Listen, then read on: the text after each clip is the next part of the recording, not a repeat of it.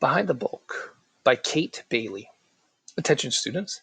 In Heartbeat, Dave learns to accept the way he looks. Read this informative article about a young man who tries to build up his body. Every time he passed a mirror, Craig flexed his muscles. He wanted to look insanely big like an action figure. When I walked into a room, I wanted heads to turn or people to notice me. He says people didn't notice Craig's 225-pound, 5'9" frame or body, but what they didn't see was the physical damage and psychological turmoil, mental confusion going on inside. The story behind the bulk was 5 years of steroid abuse and struggle with muscle dysmorphia. Muscle dysmorphia is a condition in which a person has a distorted image of his or her body.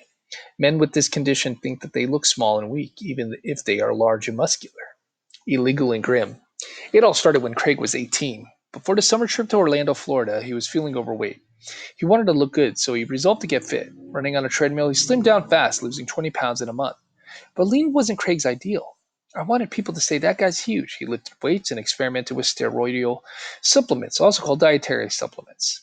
These drugs promise to build muscle despite potential risks and unclear effectiveness. They can be bought legally over the counter at many stores. But what Craig was looking for couldn't be bought in a store, so he turned to anabolic steroids. Anabolic steroids have some legitimate or valuable medical uses when taken under a doctor's supervision, but to use steroids for muscle building in a healthy body is illegal. This didn't stop Craig, neither did the many grim potential side effects, bad things that steroids could do to his body. Craig thought he knew exactly what he was getting into. Like 4% of high school seniors and an estimated hundreds of thousands of adults, he took steroids anyway.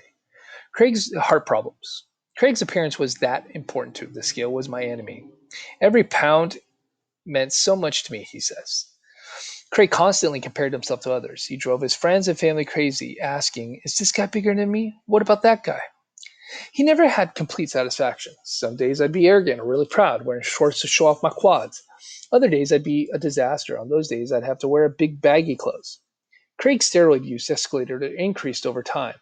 He had begun by taking oral steroids, pills exclusively, but when he heard the injectable steroids were more effective, he overcame a fear of needles. At his worst, he was injecting 3 to 4 times and taking 10 pills a day. The drugs took a toll or hurt Craig's body. Craig's hair fell out, acne popped up all over his back, his face swelled, and something even more serious happened. He started having chest pains. New priorities. Craig was having other problems too. Craig, then 25, was screaming and yelling at his wife a lot. Ultimately, his marriage ended. He lost a custody battle, a legal fight with his wife over his 1-year-old son, Jake. Craig's wife said that Craig couldn't see their child until he passed the drug test. That was a moment when everything changed for Craig. He knew he had to quit. On Father's Day, Craig went into cold turkey, completely quit taking steroids. He knew he needed help, so his parents found him a psychiatrist who treated him through the better part of most of a year. Today, Craig's priorities or values have changed. He still wants to be a head turner, but for a different reason. Now, I'd rather be walking into a room with my son and have people thinking, wow, he's the greatest dad in the world. This is the end to Behind the Bulk.